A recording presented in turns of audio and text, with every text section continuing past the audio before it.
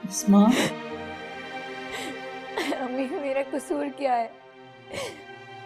मुझे किस चीज की सजा मिल रही है?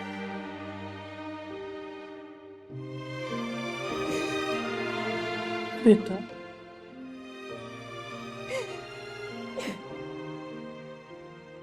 हिम्मत से काम लो।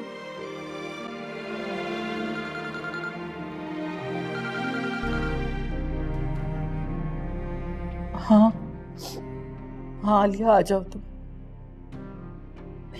ठीक है।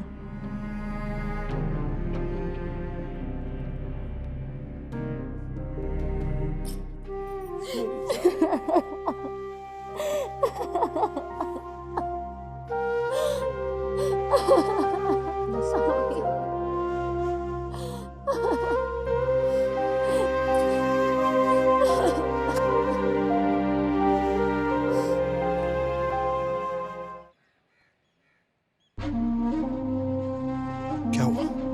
सर, राहिम ने मेरा गिरबान पकड़ लिया था। मैंने बड़े प्यार से कहा, मुझसे क्या पूछते हो, जाके अपनी बीवी से पूछो। सर बहुत गुस्सा कर रहा था। हाँ सर, बहुत गुस्से में था। मैं सुबह ही आया उसके घर से, और राहिम की अम्मी की तबीयत खराब हो गई थी, वरना मसला शायद रात को ही हल हो जाता। सर मैंने महसूस किया कि वो एक दूसरे से बात नहीं कर रहे। मुझे लग रहा है बिस्मा जल्दी घर आ जाएगी।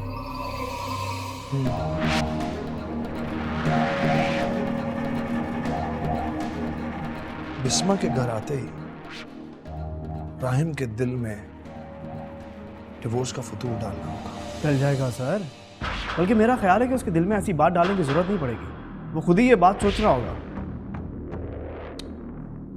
परफेक्ट। इसका मतलब ये है कि मेरा काम खुद ब खुद आसान हो गया। इंशाल्लाह सर जी, जरूर। मंजूर, तुम वो मोहल्ला छोड़ दो, घर तब्दील कर लो। मैं नहीं चाहता कि राहिम तुम्हें इस मोहल्ले में दोबारा देखे। जी सर, बिस्मा की शादी नए घर से ही करूंगा।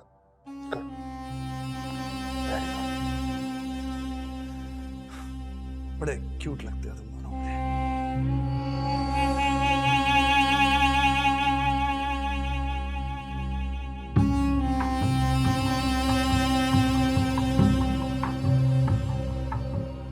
आंटी, आंटी आप राहिम को समझाएं, वो कुछ तो आपकी बात सुनेगा।